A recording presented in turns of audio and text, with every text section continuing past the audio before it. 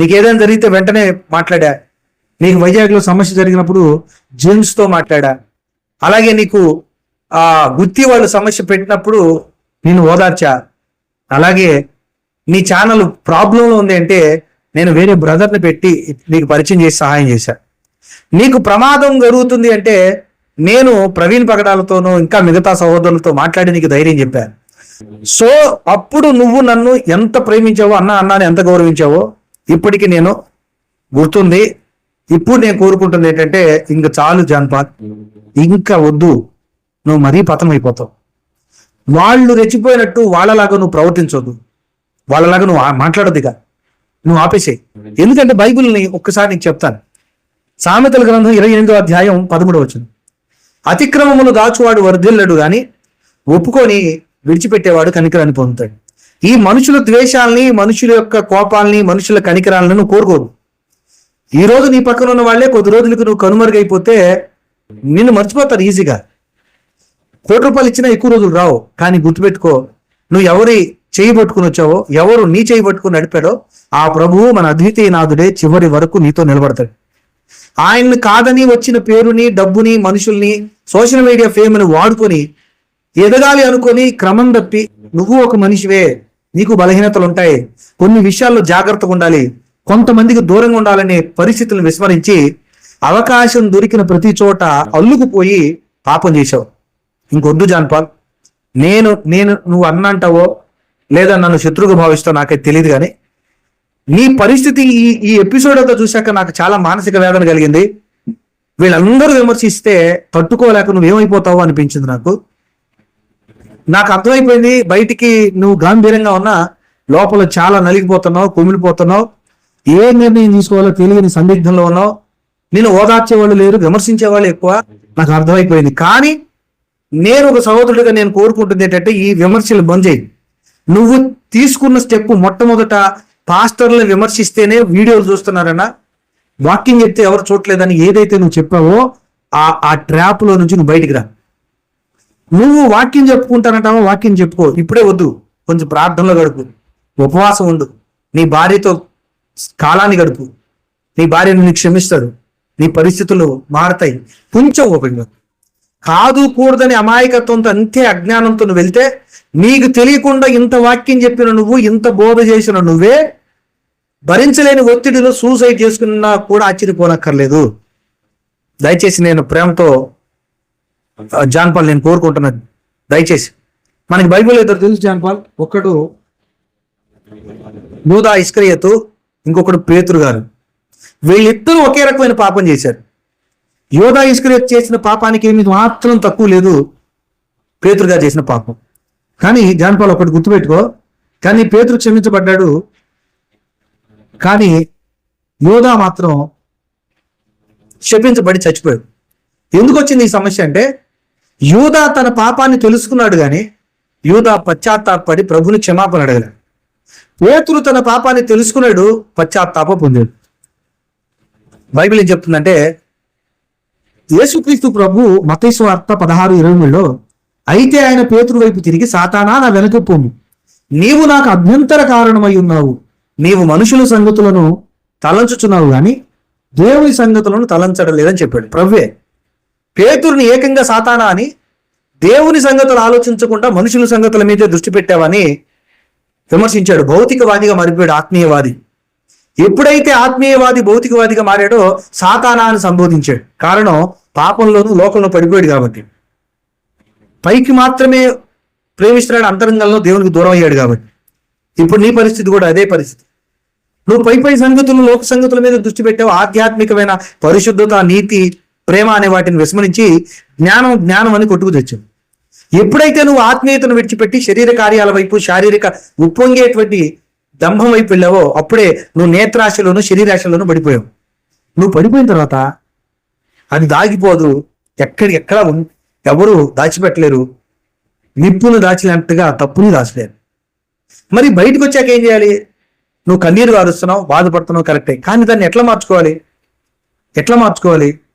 Bible ఒకసారి చదివితే మనం కొరింథీయులకు రాసిన పత్రికలో, మొదటి కొరింథీ పత్రిక 5వ అధ్యాయంలో ఒక వ్యక్తి మనకు తారసపడతాడు. బైబిల్లో పౌలు గారు ఇతని వ్యక్తి గురించి చాలా తీవ్రంగా ఖండిస్తాడు, చాలా తీవ్రమైన నిర్ణయం కూడా తీసుకుంటాడు. ఏమంటాడంటే, ఒకడు తన తండ్రి భార్యను ఉంచుకున్నాడట, ఇలాంటి ఘోరమైన కార్యం అన్యజనుల్లో కూడా జరగదు. జరగనప్పుడు నువ్వేం చేయాలి? సంఘం ఏం చేయాలి? అతన్ని వెలివేసిన వారు గారు మీరు. ఎందుకు వెలియలేదు అట్లాంటి వాడిని? ఒక్కడు తన సొంత తండ్రి భార్యను ఉంచుకున్నప్పుడు నువ్వు ఎందుకు వెలియలేదని గద్దించాడు. నేను వచ్చిన తర్వాత మీ సంగతి చెప్తాను అంటాడు. గుర్తుపెట్టుకో, చాలా మంది ఇది మాత్రమే మాట్లాడతారు. కానీ ఎవరినైతే వెలివేయాలి, ఒకడు తన తండ్రి భార్యను ఉంచుకున్నాడని గర్జించాడు, అదే పోలు ఇంకొద్దు, అతను బాధ పెట్టద్దు, చాలు, మీ అందరి వలన కలిగిన శిక్ష అతనికి చాలు, ఇంక బాధ పెట్టద్దు అని చెప్తాడు. చదువుతారా? 2 కొరింథీ పత్రిక రాసింది. అందుకే మనం చదివితే 5వ వచనం, 2వ అధ్యాయం 2 కొరింథీ పత్రిక. 1 కొరింథీ పత్రిక 5వ అధ్యాయంలో తండ్రి భార్యతో తప్పు చేశాడు, వాడిని వెలియండి అని చెప్పినటువంటి పౌలే ఈ పత్రిక వచ్చిన తర్వాత అందరూ విమర్శించి అతన్ని సంఘంలో వెలేసినంత పరిస్థితి చేస్తే ఏమైపోయాడో తెలుసా? ఎవడైనా దుఃఖము కలుగజేసి ఇండిని ఎడల నాకు మాత్రము కాదు, కొంత మట్టుకు మీ అందరికీ దుఃఖం కలగజేసి ఉన్నాడు. ఎవరు? ఈ 5వ అధ్యాయం, మొదటి కొరింథీ పత్రిక 5వ అధ్యాయంలో వాడు. నేను విశేష భారం వాని మీద మోపగోరక, బాగా గుర్తుపెట్టుకోండి, ఈ మాట చెప్తున్నా. ఎవరైతే మిమ్మల్ని బాధ పెట్టాడో నన్ను బాధ పెట్టాడు, నన్నెవరు బాధ పెట్టాడో వాడు మిమ్మల్ని బాధ పెట్టాడు. అయినా సరే ఇక వాడి మీద నేను విశేషమైన భారాన్ని మోపాలి అని నేను కోరుకోవడలేదు. అట్టివానికి మీలో ఎక్కువ మంది వలన కలిగిన ఈ శిక్షే చాలును. ఒకవేళ ఈ వాక్యం వింటున్నటువంటి వాళ్ళని, ఈ సోషల్ మీడియా స్టార్స్ ఎవరైతే ఉన్నారో సహోదరుల్ని కోరుకుంటున్నా, ఎక్కువ మంది వలన జాన్పాలు పొందిన ఈ శిక్ష చాలిక. అట్టివానికి మీలో ఎక్కువ మంది వలన కలిగిన ఈ శిక్షయే చాలును. కనుక మీరిక వాడిని శిక్షింపక క్షమించి ఆదరించుట మంచిది. లేని ఎడల వాడు ఒకవేళ అత్యధికమైన దుఃఖములో మునిగిపోవును. కావున వాని ఎడల మీ ప్రేమను స్థిరపరచవలనని మిమ్మును బతిమాలు కొనుచున్నాను అంటే. నేను దయచేసి మీ అందరినీ కోరుకుంటున్నా మిత్రులారా, నేను విమర్శించాను, అందరూ విమర్శించారు. అయితే ఏంటి పరిష్కారం? పాపం చేసేసాడు, పశ్చాత్తాపడని పరిస్థితులకు వెళ్ళిపోయాడు. కారణం మనందరం విమర్శించడం వల్ల. ఎందుకు అంటే తాను చేసిన పాపానికి కలిగిన దుఃఖం ఇక చాలు. ఈ సందర్భంలో అతన్ని దుఃఖ పెడుతూ మన అందరం ఏదో పతిత్తులు అయినట్టు, మిగతా అందరూ నీతిమంతులు అయినట్టు ఇక విమర్శించడమే పనిగా పెట్టుకొని పొద్దుగా ఉత్తస్తమానం విమర్శిస్తూ వెళ్ళిపోతే అతను ఏమైపోతాడు? మీరు చెప్పండి, ఏమైపోతాడు? అతను పూర్తిగా నాశనం అయిపోతాడు, పూర్తిగా పతనం అయిపోతాడు. ఇక మనసాక్షి తీవ్రంగా అతన్ని అణిచివేయడం ద్వారా పాడైపోతాడు. ఇంకా చెప్పాలంటే దారుణమైన స్థితికి దిగజారిపోయి ఆత్మహత్య చేసుకునే ప్రయత్నంలో కూడా వెళ్ళొచ్చు. దయచేసి నేను మీ అందరినీ కోరుతున్నా, ఆత్మహత్య చేసుకునో లేదా తీవ్రంగా నష్టపోయో, పతనం అయిపోయో, ప్రార్థనలోనూ దేవుల్లోనూ నాశనం అయిపోయో, తను తన కుటుంబం తన పరిచర్య నాశనం అవడం మన లక్ష్యమా? కాదు కదా. తను బుద్ధి తెచ్చుకోవడం ఒక్కటే లక్ష్యం కావాలి. నాకు అర్థం కాదు ఏంటంటే, ఒక వ్యక్తి నలుగురు భార్యల నుండి కూడా జాన్పాలను విమర్శిస్తున్నాడు. నాకు అది ఆశ్చర్యంగా ఉంది. నలుగురు భార్యలను పెట్టుకోండి, నలుగురు భార్యలు, ఇద్దరు భార్యల డీటెయిల్స్ కూడా నా దగ్గరకు వచ్చేసాయి. వాళ్ళ పిల్లలు వచ్చేసారు, వాళ్ళ పిల్లలు, వాళ్ళ ఫోటోలు. ఒక పిల్లవాడు అయితే వాళ్ళ గురువు గారి పేరు పెట్టేసుకున్నాడు, మహానుభావుడు, సింహం పేరు పెట్టేశాడు. అతను కూడా మాట్లాడుతున్నాడు. విమర్శించొద్దని అంటలా, నీకు యోగ్యత లేదు కదా మాస్టారు, సిగ్గుండాలి కదా, కొంచెమైనా సిగ్గుండాలి కదా. నేను కోరుతుంది మిత్రులారా, దయచేసి మీ అందరినీ నేను సవినయంగా మనవి చేస్తున్నా, ఇక జాన్పాల్ని విమర్శించకండి. ఇది నేను చెప్తున్న మాట కాదు, బైబిల్ చెప్తున్న మాట. మీరు మరొకసారి చదవండి. కొరింథీయులకు రాసిన పత్రిక 2వ అధ్యాయం 1 కొరింథీ పత్రికలో ఎవరినైతే వెలేయమని చెప్పాడో అదే వ్యక్తి గురించి 2వ కొరింథీ పత్రికలో 2వ అధ్యాయం 5వ వచనంలో, ఇంక చాలు, మీ అందరి వలన కలిగిన ఈ శిక్ష అతనికి చాలు, విడిచిపెట్టండి. శిక్షింపక క్షమించి ఆదరించుట మంచిది కదా. అర్థమవుతుందా? దీని గురించి మరింత చెప్తూ 7వ అధ్యాయంలో చెప్తాడు చూడండి, 9వ వచనం. మీరు దుఃఖపడితేరని సంతోషించటం లేదు కానీ మీరు దుఃఖపడి మారు మనసు పొందితిరని ఇప్పుడు సంతోషించుతున్నాను. ఏలయనగా ఏ విషయంలోనైనానో మా వలన మీరు నష్టము పొందుటకై దైవ చిత్తానుసారముగా దుఃఖపడ్డారు. దైవ చిత్తానుసారమైన దుఃఖము రక్షణార్థమైన మారు మనస్సును కలగజేయదు. ఈ మారు మనసు దుఃఖమును పుట్టించదు, అయితే లోక సంబంధమైన దుఃఖం మరణమును కలగజేయదు. మిత్రులారా, జాన్ పాల్ ఆత్మానుసారంగా దుఃఖపడడానికి మనం ప్రోత్సహిద్దాం. లోక సంబంధంగా దుఃఖపడితే అతనికి మరణం కలుగుతుంది. అతని సంసారం పాడైపోవడం, భార్యాభర్తలు విడిపోవడం, అతని పరిచర్య పాడైపోవడం మనం కోరుకోకూడదు.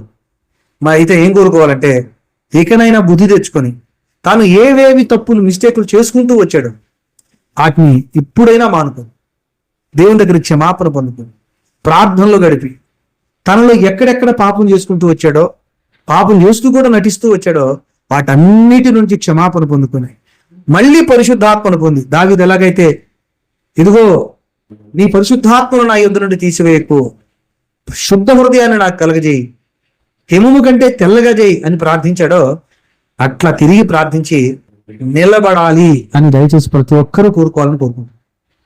ఇది తప్ప మరొకటి మనం చేయకూడదు. చాలా మంది విమర్శించారు, కారణం కూడా ఉంది. విమర్శించడంలో కూడా కారణం, ఎందుకంటే తమ్ముడు చేసుకున్న పాపం అది విపరీతమైనటువంటి శత్రువును తయారు చేసుకున్నాడు. నువ్వు మంచి చేసి శత్రువును తయారు చేసుకుంటే తప్పలేదు, ఎందుకంటే బైబిల్ చెప్తుంది నువ్వు మంచి చేసి కీడు అనుభవించడం తప్పు కాదు. కానీ నువ్వు పాడు చేసి కీడు అనుభవించడం, ఆ పాడు వలన కీడు పొందుతూ నువ్వు ఇంకా అలాగే ఉంటే పతనమైపోతావు, భ్రష్టత్వంలోకి వెళ్ళిపోతావు, దేవుని చేతిలోంచి విడవబడతావు, సాతాను కబంధ హస్తాల్లోకి వెళ్ళి తిరిగి బయటికి రాలేకపోగా నువ్వు చెడిపోయి మరింత మందిని చెడగొట్టే అవకాశం ఉంది.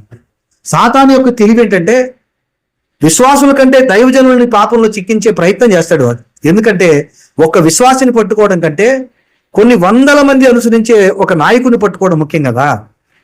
పాము తోకను కొట్టడం కంటే తలను చెత్త కొట్టడం ముఖ్యం కదా. అలాగే దైవజనుడిని పట్టుకుంటే ఆ దైవజనుడు మనస్సు మారిపోతే తాను చెడిపోయింది కాకుండా ఆ చెడుని చెడు అని ఇతరులు అంటారేమో, వాళ్ళు గుర్తిస్తారేమో, వాళ్ళ దగ్గర నేను తలంచుకోవాల్సిన పరిస్థితి వస్తుందేమో, వాళ్ళు నన్ను విమర్శిస్తారేమో అని తాను చేసిన దానికి కూడా పవిత్రత, లోక కళ్యాణాన్ని అద్ది మెరుగులు దిద్దే అవకాశం ఉంటది. తద్వారా వాళ్ళు చేసిన పాపమే ఇతరులు చేసినా తప్పు లేదని బోధించడం వల్ల బలహీనులైన విశ్వాసులు కూడా పాపంలో పడిపోయే అవకాశం ఉంది. ఒకవేళ ఇలా బోధించకపోయినా నువ్వు చేస్తున్న దాన్ని గమనించి నీ ప్రవర్తన, నీ జీవితం బయటపడ్డాక విశ్వాసులు కూడా ఏమంటారంటే, ఇంత జ్ఞానాన్ని బోధించినటువంటి పాస్టర్ గారే పాపంలో పడితే, ఇంత బోధించిన ఈయనే పడితే ఆఫ్టర్ ఆల్ నేనెంత అండి, నేను ఆయన ఇద్దరితో తప్పు చేస్తే నేను ఒక్కరితో చేస్తా, ఆయన చేసిందే కదా, మరి ఆయన బాగా వాక్యం చెప్తుంది లేండి, మరి నన్ను అంటారేంటి అని అంటారు వాళ్ళు. నాకు చిన్నప్పుడు ఒక చిన్న కథ ఉంటుంది. పాస్టర్ గారు, అమ్మా నేను నిలబడలేకపోతున్నా, కాళ్ళు నొప్పులు పడుతున్నాయి, కూర్చొని వాక్యం చెప్తాను అన్నాడట. అప్పుడు విశ్వాసులంతా అన్నారట, మంచిది పాస్టర్ గారు మీరు కూర్చోండి, మేము అందరం కూర్చొని నడుము నొప్పులు పడుతున్నాయి, మేము పడుకొని వింటాం అన్నారంట. అర్థమవుతుందా? మనం ఒక అడుగు కిందకేస్తే వాళ్ళు 10 అడుగులు కిందకేస్తారు. కారణం ఏంటంటే వాళ్ళు మన దేవుని కంటే ముందు మన ప్రవర్తన ఫలాన్ని అనుసరిస్తారు వాళ్ళు. కాబట్టి దైవజనులైన వాళ్ళు, మరి ముఖ్యంగా జాన్ పాల్ తమ్ముడిని నేను కోరుకుంటున్నా, తమ్ముడు నీ తప్పుల్ని కప్పెట్టుకోవడానికి నువ్వు ప్రజలు కూడా తప్పుడు మార్గంలోకి నడిచే బోధలు చేయకు, ఇది సాతాను ప్రయత్నం. నీకు తెలియకుండానే వాడు నీలో జ్వరబడి నీ ఆలోచన విధానాన్ని ప్రభావితం చేస్తాడు. సాతాను చేసే అత్యంత ప్రభావవంతమైన పని ఏంటంటే, ఎస్పెషల్లీ దైవజనుల విషయంలో, వాడు ప్రారంభంలో కసితో ప్రారంభమైన దైవజనులు ఎక్కడ దొరుకుతారా అని ఎదురు చూస్తాడు. గోడ మీద పిల్లిలాగా అవకాశం కోసం ఎదురు చూసి మనం ఎందులో బలహీనమో చాలా బాగా ప్రయత్నిస్తాడు. చూపుకు సంబంధించిన ఆకర్షణల్లో దొరుకుతాడా అని చూస్తాడు, శరీరానికి సంబంధించిన ఆకర్షణలో దొరుకుతాడా అని చూస్తాడు, గర్వానికి, పదవులకి, అహంభావానికి, పేరు ప్రఖ్యాతులకి, అంటే జీవపు డంబానికి పడిపోతారా అని ఎదురు చూస్తాడు. ఈ 3 యేసుక్రీస్తు ప్రభు మీదే ప్రయోగించాడు, మన మీద ప్రయోగించడా? ఆలోచించు. ఇలా ప్రయోగించినటువంటి సాతాను ఎక్కడ దొరుకుతారా అని చూసి కరెక్ట్గా దొరకగానే పట్టేసుకుంటాడు. బైబిల్ చెప్పినట్టు ఎవరిని మిరుగుదమా అని ఎదురు చూసినట్టుగా వాడు దొరుకుతాడు అని ఎదురు చూస్తాడు. పాస్టర్ అనేవాడు దొరికితే లటుక్కు నోట్లు వేసుకుంటాడు. వాడు చేసే పని ఏంటంటే ముందు నీ ఆలోచనలు ప్రభావితం చేస్తాడు. నీ నిర్ణయాలను ప్రభావితం చేస్తాడు. నీ ఆలోచన ఎప్పుడైతే ప్రభావితం అవుతుందో అప్పుడు నీ క్రియలు ప్రభావితం అవుతాయి. నీ క్రియలు ఎప్పుడు ప్రభావితం అవుతుందో అప్పుడు నీ జీవితం, నువ్వు చేసినటువంటి పనులు సమాజాన్ని ప్రభావితం చేయడం ప్రారంభిస్తాయి. ఎప్పుడైతే సమాజంలోకి నీ క్రియలు బయటకు వెళ్తాయో అప్పుడు దాన్ని కప్పెట్టుకోవడానికో లేదా మసిబూసి మారేడుగాడు చేయడానికో నువ్వు బోధ ప్రారంభిస్తావు. గతంలో ఏవేవి తప్పుకొని నువ్వు నీతిగానో పౌరుషంగా బతికేటప్పుడు చెప్పావో, నువ్వు దారి తప్పాక అనుభవం లేనితనం ద్వారా ఎప్పుడైతే పాపంలో పడిపోతావో, ఎప్పుడైతే దారి తప్పుతావో అప్పుడు దాన్ని కవర్ చేసుకుంటూ అసలు పాపము అనే పేరు ఎత్తొద్దని చెప్తావు. పాపం అనే పేరు, పరిశుద్ధత అనే పేరు లేకపోతే బైబిలే లేదాయే. కానీ సాతాను నేను ఎట్లా మాయ చేస్తాడంటే జ్ఞానము అనే మెట్టుకు తీసుకెళ్తాడు. ఆ జ్ఞానం అనే మెట్టులో నీతి, నిజాయితీ, పరిశుద్ధత, భక్తి, పరలోకం, నరకం అనేవి ఉండవు. అక్కడ ఎప్పుడు వివాదాలు, వింతైన విషయాలు, కొత్త కొత్త విషయాలు, ఆశ్చర్యాన్ని గొలిపే సంగతులు మాత్రమే ఉంటాయి. అవేవి మనిషి ఆత్మీయులుగా నిలబట్టలేవు. అవి ఏదో ఒక సందర్భంలో అర్థం కాని విషయాల్ని అర్థం చేసుకుని ముందుకు సాగడానికి తప్ప మన ఆత్మీయత స్థాయిని పెంచడానికి ఎక్కడ కూడా జ్ఞానం ఉపయోగపడదు. అందుకే బైబిల్ చెప్తుంది, జ్ఞానం ఒప్పంగా చేస్తుంది, ప్రేమ క్షేమాభివృద్ధిని కలిగజేస్తుంది, నీకే కాదు సంఘానికి కూడా. ఎప్పుడైతే మనం పాపంలో పడిపోతామో సాతాను అట్లా ప్రభావితం చేసి మనం చెప్పే బోధనల్ని మార్చేస్తుంది. మనం ఎలా తప్పుడోళ్ళమో అదే తప్పుడోళ్ళగా అందరూ ఉండాలని కోరుకుంటాం. ఇంకా దారుణం ఏంటంటే మనం ఎంత దారుణంగా రూపాంతరం చెందుతామంటే సాతానుకు కూడా బాబులాగా తయారైపోతాం. సాతాను కంటే దారుణంగా సాతాను నన్ను పాడు చేయాలనుకుంటే మనం అందరూ పాడైపోవాలని కోరుకుంటాం. ఎందుకంటే పాపము చీకట్లో ఉంటది, వెలుగులో ఉండలేదు. తను చుట్టూ నీతిమంతులు ఉంటే వాళ్ళందరూ కాకుండా నా వైపే ఏళ్ళన్నీ తిప్పిబడి ఉంటే మనం ఎక్కడ తక్కువ అయిపోతామోనని కుదిరితే అందరు పాపంలో పడితే బాగుండు, అందరూ దారి తప్పితే బాగుండు, అందరూ సినిమాలు చూస్తే బాగుండు, అందరూ తప్పుడు పనులు చేస్తే బాగుండు. ఎవరో ఎందుకు, బైబిల్లో వాళ్ళు కూడా తప్పులు చేశారు కాబట్టి దేవుడు వాళ్ళని కూడా యాక్సెప్ట్ చేశాడు. తప్పుల్ని యాక్సెప్ట్ చేశాడా? లేదు. వాళ్ళు మారు మనసు పొంది పాపక్షమాపణ పొంది భౌతిక సరిదిద్దుకున్నాక యాక్సెప్ట్ చేశాడు. కానీ ఆ ముక్క కట్ చేస్తాం మనం. వాళ్ళు కూడా తప్పు చేశారు, అయినా వాళ్ళు అంగీకరించబడ్డారు. తప్పు చేసిన ప్రతివాడు మన నీతిమంతుడేం కాదు అని చెప్పదలుచుకుంటాం. కానీ ఇక్కడ మనకు అది కాదు. తప్పు చేశాడా లేదా అన్నది కాదు. ఎండ్ ఆఫ్ ద డే వాడు ఎలా చచ్చిపోయాడు అన్నది ముఖ్యం. ఎండ్ ఆఫ్ ద డే వాడు చేసిన తప్పును సరిదిద్దుకొని బ్రతికాడా లేదా అన్నది ముఖ్యం. మనం యోధాని, పేతురును చూస్తే అక్కడ మనకు అదే కనపడుతుంది. యోధా పాపం చేశాడు, పేతురు కూడా పాపం చేశాడు. యోధా చేసిన పాపాన్ని పశ్చాత్తాపం వైపు తీసుకెళ్ళలేకపోయాడు. కానీ తనలో పశ్చాత్తాపం కలిగిన సందర్భంలో ఆ పశ్చాత్తాపాన్ని మారు మనసు వైపు తీసుకెళ్ళలేకపోయాడు. పశ్చాత్తాపాన్ని ఎక్కడికి తీసుకెళ్ళాడంటే చచ్చిపోవడానికి, అంటే ఇక నా తప్పుకు పరిష్కారం లేదు అనుకునే పరిస్థితికి వెళ్ళిపోయాడు. కానీ పేతురు అట్లా అనుకోలే. పేతురు ప్రభుని ప్రేమించాడు కాబట్టి, పేతురు లోకాన్ని, డబ్బును ప్రేమించలేదు కాబట్టి పశ్చాత్తాపంతో మారు మనసు పొంది ప్రభు పాదాల దగ్గరికి వెళ్ళి క్షమాపణ చెప్పాడు. క్షమాపణ చెప్పి మారు మనసు పొందిన వాడేమో గొప్ప అపోస్తులుడు అయ్యాడు. అపోస్తులుడు అవ్వాల్సిన వాడు తనకి ఇవ్వబడ్డ అపోస్తులత్వాన్ని పోగొట్టుకొని తాను వెళ్ళవలసిన దారిలో వెళ్ళిపోయాడు. అపోస్తుల కార్యాల గ్రంథం 2వ అధ్యాయంలో ఇదే మనకు చెప్తాను. పేతురు తాను పోగొట్టుకొని తాను వెళ్ళవలసిన దారికి వెళ్ళిపోయాడు, అంటే చచ్చిపోయాడు. ఎందుకంటే పశ్చాత్తాపం మారు మనసు వైపు తీసుకురాలి. దైవ చిత్తానుసారమైన దుఃఖం కాదు అది, లోకానుసారమైన దుఃఖం మరణం అని చెప్తున్నా పౌలు గారు. అది బ్రదర్ ఇది. సో నేను దయచేసి మేము కోరుకుంటుంది ఏంటంటే, తమ్ముడు జాన్పాల్, ఒకవేళ ఎవరైనా ఈ లైవ్ చూసేవాళ్ళు ఉంటే దయచేసి జాన్పాల్కి పంపించండి. ఇదిగో గుర్తుపెట్టుకో, నీ పాపాన్ని సరిదిద్దుకో. నిన్ను అందరూ ద్వేషిస్తున్నారు అనుకోవద్దు, నిన్ను ప్రేమించే వాళ్ళు ఉన్నారు.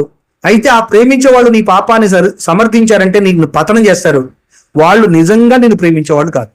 బైబిల్ మనకు చెప్తుంది, సామెతల గ్రంథం, నీ ప్రేమించేవాడు గాయాలు చేస్తాడు, ముద్దులు పెట్టేవాడే నిన్ను గుంతలోకి, గొయ్యిలోకి దోస్తాడు. తమ్ముడు జాన్పాల్, నీ తప్పుని సమర్థించేవాళ్ళు ఉన్నారా?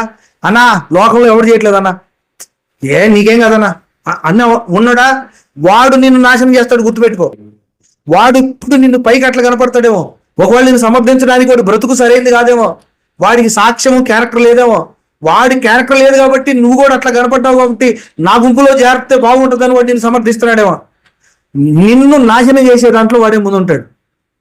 తమ్ముడు జాన్పాల్, దయచేసి అలాంటి నిన్ను సమర్థించేవాళ్ళు మాటలు వినొద్దు. నిన్ను ప్రేమించేవాళ్ళే అనుకో విమర్శించేవాళ్ళు, శృతి మించి విమర్శించే వాళ్ళ గురించి పట్టించుకోదు. నీ ప్రవర్తన మార్చుకో. ఇక ఏదైతే నువ్వు చేసావో తప్పు, వాటిని సరిదిద్దుకో. భాను మేకల్ లాంటి అవుట్ సైడ్ పీపుల్, ఎవరైతే పాస్టర్ కాని వ్యక్తి ఉంటాడో, ఏదో సామాజిక దృక్పథంతో క్రైస్తవులకి జరుగుతున్న అన్యాయాల గురించి మాట్లాడడానికి వచ్చాడు ఆ తమ్ముడు. అతన్ని అనవసరంగా నేను బాగా పాస్టర్ గారు అయ్యగారు అని పలకరించే వ్యక్తిని అనవసరంగా కెలిగి పెద్దలు చేసుకున్నావు. శాలేం రాజు గారు వాళ్ళని వీళ్ళని సబ్జెక్టు పరంగా విమర్శించు, ఖండించు, కానీ అర్థం లేకుండా వ్యక్తిగత జీవితాల్లోకి వెళ్ళి మాట్లాడడం తప్పు కదా. అది నీ రోజు నీ వ్యక్తిగత జీవితంలోకి వచ్చే ద్వారాలు నువ్వే తెరుచుకున్నావు. నువ్వే ద్వారాలు తెరుచుకొని రండి అయ్యా బాబు అని చెప్పావు.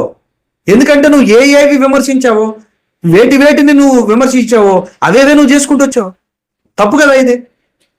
రోమపత్రిక 2వ అధ్యాయం ఏం చెప్తుంది? దైవజనుడా నువ్వు నిరస్తుడు, ఎందుకంటే నువ్వు ఏదైతే చేయొద్దని చెప్తున్నావో అదే చేసావు కదా, అందుకే నువ్వు సమాధానం చెప్పలేని నిరస్తుడవు. చూడు ఒకసారి ఏం చెప్తాడు రోమిలకు రాసిన పత్రిక 2వ అధ్యాయం. కాబట్టి తీర్పు తీర్చు మనుషుడా, నీవెవడవైనను సరే నిరత్తరుడవై ఉన్నావు, ఎందుకంటే దేని విషయంలో ఎదుటి వారికి తీర్పు తీర్చుచున్నావో దాని విషయంలో నీవే నేరస్తుడు అని తీర్పు తీర్చుకొనుచున్నావు. ఎలయనగా తీర్పు తీర్చు నీవు అట్టి కార్యములని చేయుచున్నావు కావా? అట్టి కార్యములు చేయి వారి మీద దేవుని ఉగ్రత, దేవుని తీర్పు సత్యమును అనుసరించినదే అని తెలుసుకో. నువ్వు ఎవరికైతే తీర్పు తీర్చావో అదే కొలబద్ద పట్టుకొని సత్యమును అనుసరించి దేవుడు నీ వీపు మీదే పెడతాడు. నువ్వు ఎవరెవరి వీపుల మీద కొలత పెట్టావో నీకు తెలియకుండానే నీ వీపుకు అదే కొలత పెట్టుకున్నావు. తీర్పు తీర్చేవాళ్ళు గుర్తుపెట్టుకోండి, నువ్వు ఏ కొలతతో కొలుస్తావు అదే కొలతతో నిన్ను కొలుస్తాడు దేవుడు అని ప్రభువే చెప్పాడు. నువ్వు వాళ్ళని కొలవడం ప్రారంభించావు, దేవునికి స్కేల్ అందించావు, కొలబద్ద ఇచ్చేసావు. అయ్యా నేను వేటి విషయంలో వాళ్ళని విమర్శిస్తానో అవి నువ్వు నన్ను కూడా విమర్శించని ఆ కొలబానం ప్రభుకి ఇచ్చేసావు. ఇప్పుడు ఏ ఒక్క దానిలో కూడా నిన్ను విడిచిపెట్టకుండా ఆయన నిన్ను కొలవడం ప్రారంభించాడు. తమ్ముడు దయచేసి నేను ఒక అన్నగా భావించాను, ఇక మానుకో, వద్దు, ఈ విమర్శలొద్దు, ఈ ప్రతి విమర్శలొద్దు, మరింత దిగజారొద్దు. నువ్వు ఎప్పుడైతే సెక్యులర్ మీడియా దగ్గరికి వెళ్ళి నువ్వు ఫేమ్ చేసుకోవడానికి విపి రెడ్డిని విపి అని, నిన్ను పెద్ద జేపీ అని చెప్పుకుంటావో, విపి రెడ్డి విగ్రహాల దగ్గరికి వెళ్తే మాట్లాడి సినిమా చూశాను అంటే సినిమా చూస్తావా, సినిమాల గురించి నువ్వు వాక్యంలో బోధిస్తావా అంటూ పెద్ద మేధావులుగా మాట్లాడావో, అదే సినిమాకి నిన్ను వాక్యం చెప్పడానికి పిలిచిన కుటుంబంతో సహా వెళ్ళావంటే అక్కడే దిగజారిపోయావు, వాళ్ళకి అవకాశం ఇచ్చావు. గుర్తుపెట్టు, ఇక చాలుగా వద్దు, నీ జీవితాన్ని మళ్ళీ కాపాడుకు. నువ్వు ప్రార్థించు, ప్రభు దగ్గర మోకరించు, నీ వ్యక్తిగత జీవితాన్ని సరిదిద్దుకో. తమ్ముడు నేను దయచేసి నీకు గొప్ప సలహా ఇస్తున్నా. లోకంలో ఎంతమంది ఆడపిల్లలు లేకపోతే ఎంతమంది నిన్ను ప్రేమించానని చెప్పి ప్రస్తుతానికి పై మెరుగు చూసి పేరు చూసి నేను ఇష్టపడతానని చెప్తున్నారో వాళ్ళందరూ పెద్ద క్రాష్ తమ్ముడు. ఈ లోకంలో ఎవరిని ఎక్కువ కాలం కలిసి ఉండరు. మధ్యలో వచ్చే వాళ్ళు కొంతకాలానికి నీకంటే బెటర్మెంట్ దొరికితే దాన్ని చూస్ చేసుకొని పారిపోతారు. నువ్వే పర్మనెంట్ గా ఉండరు. నువ్వే పర్మనెంట్ గా నిన్నే నమ్ముకొని నువ్వు తిన్నావో లేదో చూసుకుంటూ, నువ్వు నిద్రపోయేవో లేవో చూసుకుంటూ, నువ్వు ఎప్పుడు వస్తావో అని ఎదురు చూసే 2 కళ్ళు ఉంటాయి తమ్ముడు. అది నీ భార్య. నీ ప్రేమ కోసం, నీ సాన్నిహిత్యం కోసం, నీ ఒడి కోసం ఎదురు చూసే పిల్లలు ఉంటారు తమ్ముడు, నీ బిడ్డలు. బంగారం లాంటి కుటుంబాన్ని, బంగారం లాంటి సంసారాలు. నువ్వు చేసిన తప్పులకి దాన్ని తెంపుకొని మరింత స్వేచ్ఛగా బతకాలని ప్రయత్నం దయచేసి చేయి. ఎందుకంటే ఒకవేళ నువ్వు ముందుకు వెళ్ళిపోతే గుర్తుపెట్టుకొని తెలియకుండా సాతాను నేను మరింత దారుణమైన ప్రదేశాల్లో గుండా తీసుకెళ్తాడు. ఇక నువ్వు తిరిగి వెనక్కి రాలేవు. మారు మనసు పొందన అవసరం లేని పరిస్థితికి వెళ్ళిపోతావు. ఏశావు లాంటి భ్రష్టుడైన వ్యభిచారిలాగా మారిపోతావు. ఇక మారు మనసు పొందని అవకాశమే లేకుండా పోతావు. పొందుతాము. సాతాను చేసే జిమ్మిక్కులు దయచేసి నమ్మద్దు. నీ పిల్లలు, నీ భార్య కూర్చొని ప్రార్థన చేసుకొని, చక్కగా ప్రార్థించుకొని, ఒకరినొకరు క్షమించుకొని మళ్ళీ కలిసిపోండి. ఏమవుతావు? నీ భార్య క్షమిస్తుంది, నువ్వు మారు మనసు పొందే అవకాశం ఉంది, నీ పాపాలను సర్దిద్దుకోవచ్చు, నువ్వు మంచి జీవితాన్ని ఉంది, నీకు ఇచ్చిన దేవుడు ఇచ్చిన జ్ఞానాన్ని నువ్వు మళ్ళీ పదును పెట్టుకో. కొంతకాలం సోషల్ మీడియాకి దూరంగా ఉండు, ప్రార్థించు. ఇంకొద్దు, ఎవరి ట్రాపులో పడద్దు. నేను చెప్పాను కదా, నేను విమర్శించే వాళ్ళంతా నీకు మేలు చేశారనుకో. వాళ్ళందరూ విమర్శించే వాళ్ళలో 90% కేవలం నువ్వు చేసిన తప్పుల వల్ల, అనవసరంగా బైబిల్కి సంబంధం లేని అర్ధరహితమైన విమర్శల వల్లే నిన్ను ఈ రోజు అవకాశం దొరికిన విమర్శిస్తున్నారు తప్ప వాళ్ళు నీ నాశనాన్ని కోరుకునే వాళ్ళు కాదు. కానీ కొంతమంది గుంటలక్కలు ఉన్నారు, అవకాశవాదులు ఉన్నారు. వాళ్ళు వెధవలో, వాడి బతికే మంచిది కాదు. మొట్టమొదటి నీకంటే ముందే పాపంలో పడిన శుంఠలు వాళ్ళు పని కట్టుకొని ఏదో పతిత్తులాగా ఈరోజు విమర్శిస్తున్నారు. వాళ్ళని పట్టించుకోవద్దు. కానీ మంచి వాళ్ళు ఉన్నారు. ప్రతిసారి నీకు ప్రేమతోనే కౌంటర్లు ఇచ్చారు, తమ్ముడు ఇది వద్దు, బ్రదర్ ఇది వద్దు, ఇట్లా చేయొద్దని. వాళ్ళు నిన్ను మేలే కోరుకుంటున్నారు. అవకాశం దొరికినప్పుడు నీకు బుద్ధి చెప్తున్నారు. కాబట్టి వాళ్ళు నిన్ను మేలు చేశారు, నీ మేలు కోరుతున్నారు అనుకో, నీ ప్రవర్తన సరిదిద్దుకో. దయచేసి విమర్శించే వాళ్ళు కూడా చెప్తున్నా, తమ్ముడు, సహోదరులారా, అన్నలారా, ఇక ఆపండి చాలు. ఇక జాన్ పాల్ని విమర్శించడం అనేది ఇక బంద్ చేయండి. ఇక ఈ శృతి మించి ఏందన్నా అతను సపోర్ట్ చేస్తున్నారు, నేనేం సపోర్ట్ చేయడం. మీకు తెలుసు ప్రభు ఏమన్నాడో మీకు తెలుసు కదా. పేతురు గారి గురించి లూకాసు వార్త 22:32 ఆయన ఒక మాట అంటాడు. పేతురు, ఒకసారి చదువుతాను. ఈరోజు జాన్ పాల్ను కూడా అట్లాగే మనం మాట్లాడాలి. లూకాసు వార్త 22:32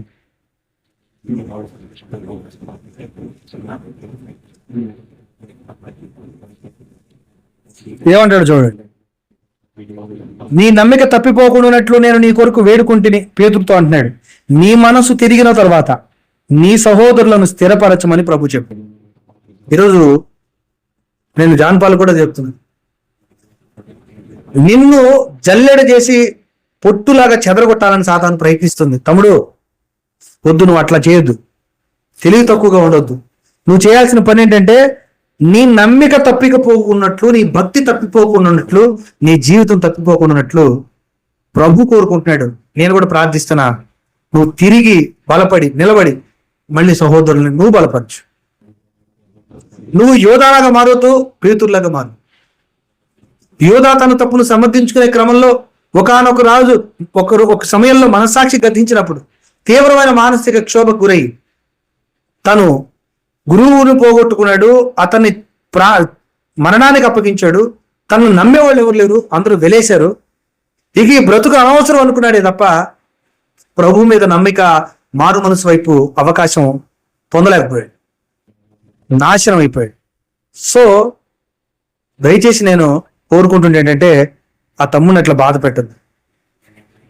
తన తండ్రి భార్యను ఉంచుకున్నాడట అని చెప్పిన వ్యక్తినే పౌలు చెప్తున్నాడు, ఇంకా అతన్ని మరింత దుఃఖ పెట్టద్దు, ఇది చాలు, అతన్ని ప్రేమించి దగ్గరకు తీసుకోండి అని చెప్పాడు. సో జాన్ పాల్ విషయంలో కూడా, జాన్ పాల్, దేవుడికి ఇచ్చిన అవకాశాన్ని సద్వినియోగం చేసుకో. దయచేసి పాపానికి అవకాశం ఇవ్వద్దు. పతనమైపోయి నువ్వు పతనమయ్యి అందరూ పతనం అవుతున్నారు అనుకోవద్దు. పాపంలో నువ్వుండి అందరూ అట్లాంటి వాళ్ళే అనుకోవద్దు. ఎందుకంటే భ్రమపరుస్తుంది సాతాను. బైబిల్ చెప్తుంది ఏంటంటే హెబ్రీయులకు రాసిన పత్రిక 3:14-13 భ్రమపరుచు ఆత్మ వలన పాపం వలన కలుగు భ్రమచేత మీ హృదయం కఠిన బరచబడకుదునట్లు అంటాడు. పాపం మన హృదయాన్ని కఠినం చేస్తుంది. కారణం భ్రమ. నేనే కాదు అందరూ తప్పు చేస్తున్నారు, నేనే కాదు అందరూ పాపంలోనే ఉన్నారనే భ్రమ తప్పు. ఏలియాలాగా నువ్వు అనుకోవద్దు, నేను ఒక్కడే అనుకోవద్దు. నీకు తెలియని ప్రపంచం చాలా ఉంటుంది.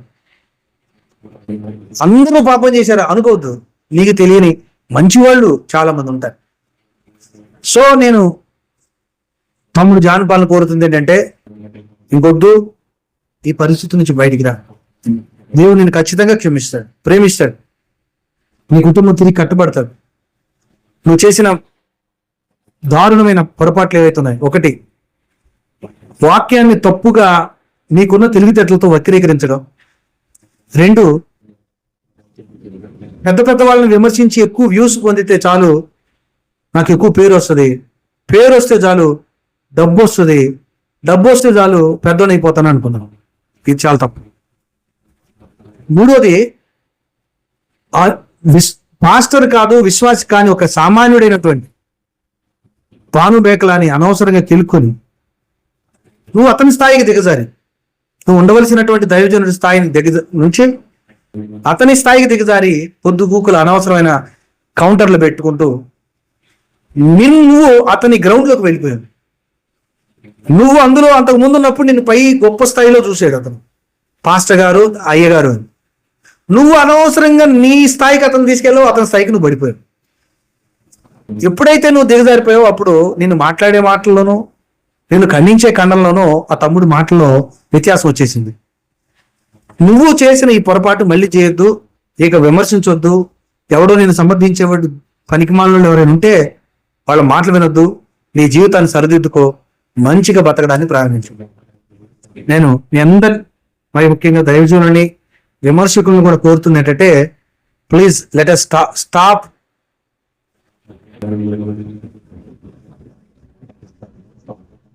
Criticise John Paul. ఇక వదిలిపెట్టేయి, ఇంకొద్దు.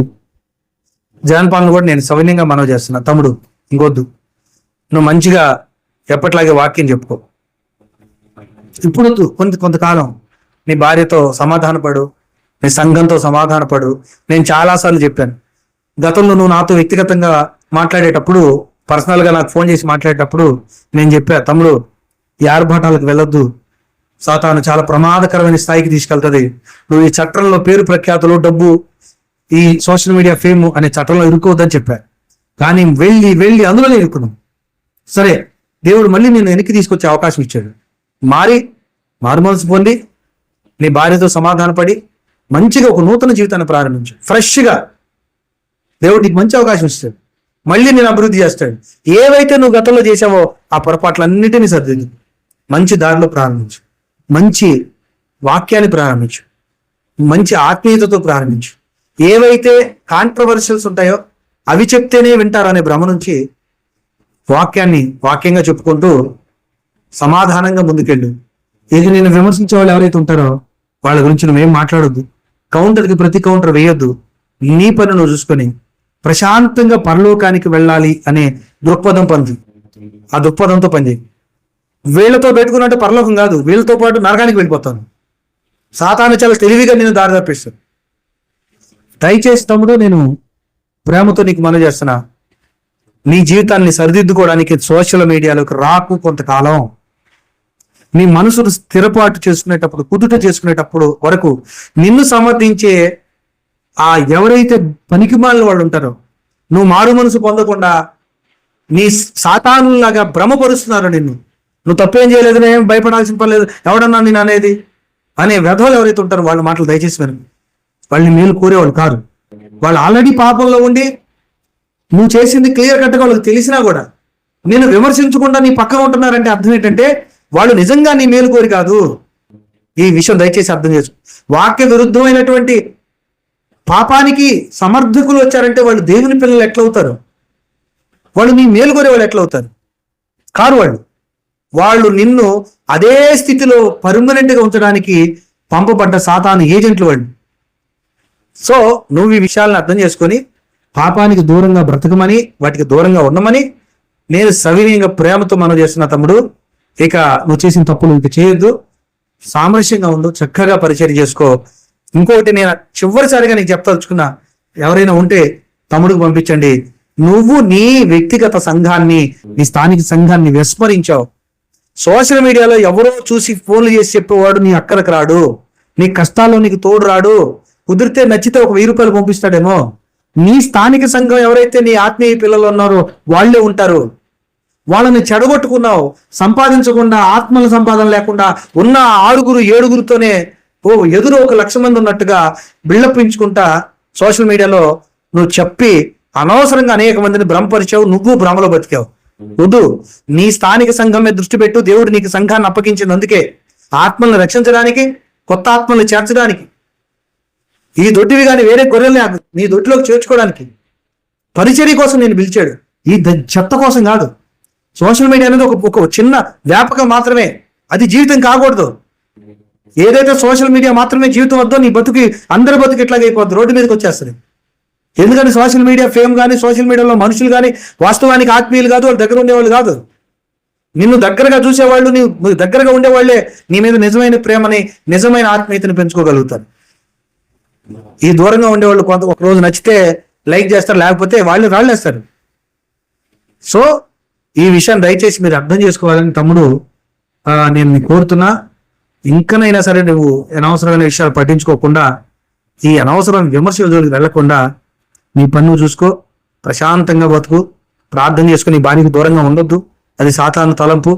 వెంటనే వెళ్ళి, నిజంగా నువ్వు దైవజనుడివి, నీకు వాక్యం తెలుసు, నీకు ధైర్యం ఉంది, వెళ్ళి స్ట్రైట్గా వెళ్ళి నీ భార్యకి క్షమాపణ చెప్పు. నీ భార్యని కౌగిలించుకో. ఖచ్చితంగా నీ భార్య క్షమిస్తాడు. నిన్ను ప్రేమించే ఏ భార్య అయినా, ప్రేమించే నిజమైన ఏ భార్య అయినా ఖచ్చితంగా క్షమిస్తాడు. ఖచ్చితంగా చెప్పు. వెళ్ళి నీ పిల్లల్ని దగ్గర తీసుకో. పొరపాటున నీ మూర్ఖత్వంతో ఏ నిర్ణయం తీసుకున్నా, నీ పిల్లలు తండ్రి లేని వాళ్ళు వీళ్ళిద్దరు ఉన్నా కూడా నిజమైనటువంటి వాళ్ళిద్దరి కలయిక వలన కలిగిన ఆప్యాయత, అనుబంధం, ప్రేమ, వీటన్నిటికీ వాళ్ళు దూరం అయిపోయి ఏదో ఒక లోటుతోనే జీవితాన్ని గడపాల్సి వస్తుంది. వాళ్ళ జీవితం అంతా బాధపడుతూనే ఉంటారు. ఈ శిక్ష వాళ్ళకి జీవితాంతం వేయద్దు తమ్ముడు. నువ్వు మారి చక్కగా నీ భార్య బిడ్డలతో కలిసిమెలిసి ఉండు, పరిచయం చేసుకో. ఎవ్వరూ నీ జోలు గారు ఈ రోజు విమర్శించే వాళ్ళు కొంతకాలానికి ఆగిపోతారు. నువ్వు కొనసాగిస్తుంటే వాళ్ళు విమర్శిస్తూనే ఉంటారు. వాళ్ళ నోటికి తాళం పడాలి అంటే నీ ప్రవర్తన మార్పు చెందాలి. ఈ దరిద్రానికి దూరంగా ఉండి ఓ మంచి జీవితాన్ని నువ్వు నడపాలని కోరుకుంటున్నా నేను. ఆ అనవసరమైన విషయాల్ని నువ్వు పట్టించుకోకుండా, ఎవరైతే ఇక జానపాలను విమర్శించారో వాళ్ళు ఇంతటితో వదిలేయండి. చాలు, చాలా విమర్శించావు, చాలా ఇక పరిధి దాటిపోయేంత విమర్శించారు. పని కట్టుకొని వరుస పెట్టి పోటీల మీద లైవ్లు పెట్టి అతన్ని విమర్శించారు. చాలు, విమర్శించేంత వరకే, కానీ పీక్కు తినేంత వరకు మనం వెళ్ళకూడదు. ఇది శృతి దాటితే, శృతి మించిపోతే గుర్తుపెట్టుకోండి, ఆ పిల్లోడు ఏదైనా చేసుకున్నా, అతడి కుటుంబం చీలిపోయినా, ఆ పాపం మొత్తం ఎవరైతే పని కట్టుకొని అవసరం లేకపోయినా పొట్టుకుకులు వీడియోలు పెడుతున్నారో వాళ్ళకే ఈ పాపం తగులుతుంది. సో మనకు కావాల్సింది ఏంటి? మారు మనసు అంతే. అతని పతనం, నాశనం కాదు, అది ఎప్పటికీ కాదు. ఎందుకంటే నీ దేవుడు, నా దేవుడు, మన దేవుడు ఎప్పుడు కోరుకోలేదు అట్లా. ఆయన అతిక్రమములు దాచువాడు వర్ధిల్లుడు, ఒప్పుకొని విడిచిపెట్టేవాడు కనికరం పొందుతాడు. ఇర్మీయా గ్రంథం 18వ అధ్యాయం 23వ వచనంలో కూడా ఆయన అదే అంటాడు. దుష్టుడు తన దుష్టత్వంలో నుండి మరణించడం వల్ల నేను సంతోషిస్తానా? లేదు, వాడు తన ప్రవర్తన సర్దిద్దుకుని బ్రతుకుటే నాకు సంతోషం అంటాడు. వాళ్ళు మార్పు చెంది బ్రతకడం దేవుడు కోరుకుంటే, మనం కాకుల్లాగా పొడిచి వాడు చావాలని కోరుకుంటే ఎట్లా? వాడు బయటకు వచ్చే చెప్పుకోలేడు. డాంబికానికి, గర్వానికి, అహానికి చంపుకోలేక తను అనుసరించే వాళ్ళు ఎక్కడ వాళ్ళ ముందు తక్కువైపోతానని మేకపోతు గాంభీర్యాన్ని ప్రదర్శిస్తాడు. ఆ మాత్రం అర్థం చేసుకోలేకపోతే ఎట్లా? ఇది ఆల్. విమర్శించే వాళ్ళని దయచేసి రిక్వెస్ట్ చేస్తున్నా, ఆ పిల్లోడిని ఇప్పటి వరకు విమర్శించిన చాలు, ఆ చాలు, ఇంతవరకు చాలు అతనికి శిక్ష. అతను నాశనాన్ని కోరుకోకూడదు. ఇది శృతి మించి పని కట్టుకొని అందరం విమర్శించడం మొదలు పెడితే ఆయన సంసారం పోతుంది. వాడి తమ్ముడి పిల్లలకి మీరు ప్రొటెక్షన్ ఉంటారా? మీరు అన్నం పెడతారా? ఇలా అతని భార్య జీవితంలో కలిగిన ఆ శాశ్వత శోభ ఒకవేళ వాళ్ళు విడిపోతే, ఆ అమ్మాయి జీవితంలో జరిగిన శాశ్వత లోటు మీరు పూడుస్తారా? ఆ సందిగ్ధ సమయంలో ఒక పొరపాటు జరిగాక భార్యగా క్షమించాలా? ఇంత జరిగాక మన్నించాలా? మన్నించకుండా ఏదైనా నిర్ణయం తీసుకోవడానికి ప్రేమ, భర్తను విడిచిపెట్టలేవు, పెంచుకున్న అనురాగం అడ్డొస్తుంది. పోనీ క్షమించాలి అంటే, క్షమిస్తే ఎంత తప్పు చేస్తాడా, నన్ను మోసం చేస్తాడా అనే మనసులో బాధ, ఆవేదన అడ్డొస్తుంది. ఇలాంటి టైంలో ఏ నిర్ణయం తీసుకోవాలో తెలియని సందిగ్ధంలో భార్య ఉంటుంది. మనోడు ఇంత దాకా వచ్చింది, ఇక వదిలిపెట్టేది, ఇంకెట్లాగో పడిపోయాను, పూర్తిగా బురదలకు దొరికిపోదాం, ఇక ఎట్లాగో నేను బయటకు వచ్చేటట్లేను, నా భార్య నన్ను క్షమించేటట్లేదు, బయట వాళ్ళకి అర్థమైపోయింది, ఇక అయ్యిందేదో అది, ఎవరితో తప్పు చేశానో వాళ్ళతోనే జీవితం పంచుకుంటానంటే మరింత భ్రష్టుడైపోతాడు, మరింత నాశనానికి వెళ్ళిపోతాడు. ఆ మధ్యలో వచ్చే వాళ్ళు కొన్ని రోజులు ఉంటారు, కొన్ని రోజులే. అభినయ దర్శన సంగతి చూసాం కదా, కట్టుకున్న భార్యను వదిలిపెట్టి ఎక్కడికి పోతే అక్కడ అయ్యగారు అందాన్ని చూసి ఉంటారు. పనికి మాలినోళ్ళు, బుద్ధి జ్ఞానం లేక పెళ్ళైన వాడు, పిల్లలు ఉన్నాడని కూడా బుద్ధి లేకుండా ఒళ్ళు కొవ్వెక్కిన ఆడపిల్లలు ఉంటారు. తల్లిదండ్రులు ఉన్న సినిమాలు, సోషల్ మీడియా చూసి కామం ఎక్కి ఒళ్ళు కొవ్వెక్కిన వాళ్ళు కొంతమంది ఉంటారు. వాళ్ళు ఏదో ట్రాప్లో పడేయగానే అరే పెళ్లి కాని వాళ్ళు ఊరకే దొరికారు కదా అని ఈ బుద్ధి లేని వాళ్ళు వెళ్ళిపోతారు. ఏం చేస్తారు వాళ్ళు? కొద్ది రోజులు వాళ్ళు వాడుకొని విధులు పెట్టేస్తారు. అప్పుడు ఏమన్నా బ్రతుకు చేయడానికి ఏడ్చుకుంటే వాడు ఇప్పుడు మళ్ళీ వదిలిపెట్టిన పిల్లల దగ్గరకు వెళ్ళిపోయాడు. పాపం ఆ మహాతల్లి రానిచ్చింది ఈ వెధవని. ఎవరిని? వాడున్నాడు కదా విగ్గు, అభినయ్ దర్శన్. ఈరోజు ఆ అమ్మాయి అన్నం పెడుతుంది వాడికి.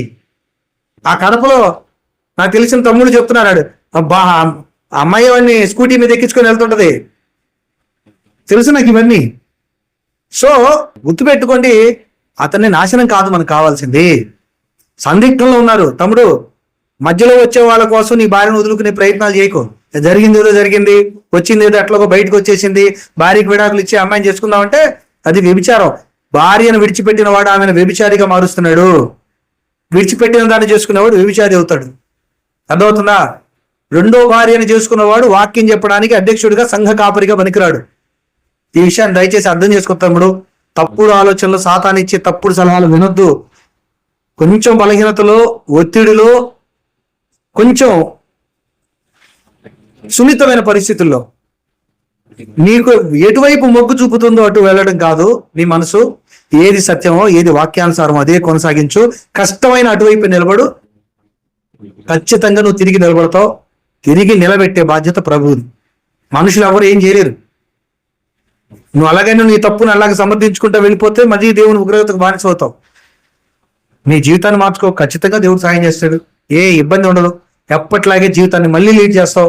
ప్రశాంతంగా తిరిగి సమాజంలో ఎప్పట్లాగే గౌరవం వస్తుంది. జనమేం పిచ్చోళ్ళు కాదు. ఈ రోజు విమర్శించిన వాళ్ళు మార్పు చెందాడని గుర్తించారంటే ఖచ్చితంగా వాళ్ళందరూ మళ్ళీ గౌరవిస్తారు, మళ్ళీ నిన్ను పిలుస్తారు, అవకాశం ఇస్తారు. కాదు అని మళ్ళీ పాపంలోనే కొనసాగితే పిలిచే వాళ్ళు ఉంటారు ఒక వర్గం, కానీ నీ మనసాక్షి నిన్ను ప్రశ్నిస్తూనే ఉంటది. చచ్చాక పరలోకం రాదు. పరలోకం రాకపోయినా సరే రాదని తెలిసిన బతికినన్నాళ్ళు నువ్వు భ్రష్టుడు అవడమే కాకుండా ఒక్క మారు మనసు పశ్చాత్తాపం పొందకపోవడం అనే ఒకే కారణంతో నువ్వు చెడిపోయింది కాక నువ్వు చచ్చేదాకా వందల వేల మందిని చెడగొడతావు. ఆ పాపం అవసరమా? ఆ దౌర్భాగ్య జీవితం అవసరమా? వద్దు కదా. సో ప్రతి తమ్ముడు నేను కోరుకుంటున్నా, దయచేసి ఈ జీవితం వద్దు. కొంతకాలం, 1 నెల 2 నెలలు ఈ సోషల్ మీడియా దరిద్రానికి దూరంగా ఉండి నీ భార్యతో గడుపు, ప్రశాంతంగా గడుపు, క్షమాపణ చెప్పు, ప్రేమతో కలిసిపో. నువ్వు నీ పిల్లలు సంతోషంగా కొంతకాలం గడిపి నువ్వు రీఫ్రెష్ అయ్యి తిరిగి బలం పుంజుకొని పేతుర్ని ప్రభు అన్నట్టుగా నీ సహోదరులను బలపరచడానికి నువ్వు బలపడ్డాక, నువ్వు మారు మనసు పొందాక తిరిగిరా. ఖచ్చితంగా ప్రభు నీకోసం సిద్ధంగా ఉంటాడు. ఇది మిత్రులారా, నేను దయచేసి ఈ వీడియో తమ్ముడికి పంపించండి, అలాగే విమర్శించే వాళ్ళకు కూడా పంపించండి. ఆ విమర్శించే ఆ పత్తితో ఒకడు ఉంటాడు, వాడు పొద్దుగుల అబద్ధాలు మోసాలతోనే బతుకుతుంటాడు. వాడు నలుగురు భార్యలు పెట్టుకున్నాడు, ఇంకొకరు విమర్శిస్తాడు. సిగ్గులేదు వాడికి, అసలు బైబుల్ పట్టుకొని బోధించడానికి యోగ్యత లేదు వాడికి, ఆ నీచుడికి. వాడు విమర్శిస్తుంటాడు అందరినీ. సో అట్లాంటి వెధవులు పోలేడు మంది ఉన్నారు ఇప్పుడు క్రైస్తవ పాస్టర్లుగా, బోధకులుగా. వాళ్ళకి సంఘాలు ఉండవు, పరిచర్య ఉండదు, ఏమి ఉండదు. ఈ జాన్పాలు దెబ్బతిన్నది కూడా ఎక్కడంటే సంఘాన్ని అభివృద్ధి చేసుకుంటే ఒళ్ళు దగ్గర పెట్టుకొని బతుకుతాం. వాళ్ళు ప్రశ్నిస్తారని స్థానిక సంఘాన్ని అభివృద్ధి చేయకుండా సోషల్ మీడియాలో వచ్చిన వాళ్ళు అంతా నా సంఘం అనుకుంటే ఇట్లాగే ఉంటది. వాళ్ళు ఎట్లా నీ సంఘం అవుతారు? నువ్వు స్వార్థ చెప్పలా, నువ్వు బాప్తిస్మం ఇవ్వలా, నువ్వు రక్షణలో నడపలా, నువ్వు బల్ల ఇవ్వడల్లా. వాళ్ళు సోషల్ మీడియాలో వాక్యం చూసి ఫోన్లు చేసి మెసేజ్లు పెడితే నీ వాళ్ళు, నీ బంధువులు అయిపోతారా? వాళ్ళు ఏ రోజున వదిలిపెడతారు? సొంత సంఘంలో కంటికి ఎదురు కనబడుతున్న బంధువులే ఈ రోజు నచ్చకపోతే ఇంకో సంఘానికి వెళ్ళిపోతున్నారు. అట్లాంటి సోషల్ మీడియా వాళ్ళని నమ్ముకొని జీవితాన్ని నడుపుతారు ఎవరైనా? బుద్ధిహీనత కాదా అది? అది దయచేసి మిత్రులారా, ఈ విషయాన్ని మీరు అందరూ అర్థం చేసుకున్నందుకు వందనాలు. తమ్ముడికి చెప్పండి, మీరు కూడా ప్రార్థించండి. ఆ తమ్ముడి కోసం నేను కూడా ప్రార్థిస్తా. తను నిలబడాలి, పాపం నుంచి బయటికి రావాలి, కుటుంబం నిలబడాలి, వాళ్ళ బిడ్డలు, కుటుంబం క్షేమంగా ఉండాలి. అలాంటి మంచి జీవితాన్ని దేవుడు ఇచ్చేటట్లుగా నేను ప్రార్థిస్తాను. ఆ వ్యక్తిగత ప్రార్థనలో మీరు కూడా ప్రార్థించండి. మీ అందరికీ వందనాలు and thank you very much. మీకు ఏదైనా ప్రశ్నలు ఉంటే అడగండి, నేను సమాధానం చెప్తాను. ఒక్క 5 నిమిషాలు నేను క్లోజ్ చేస్తాను.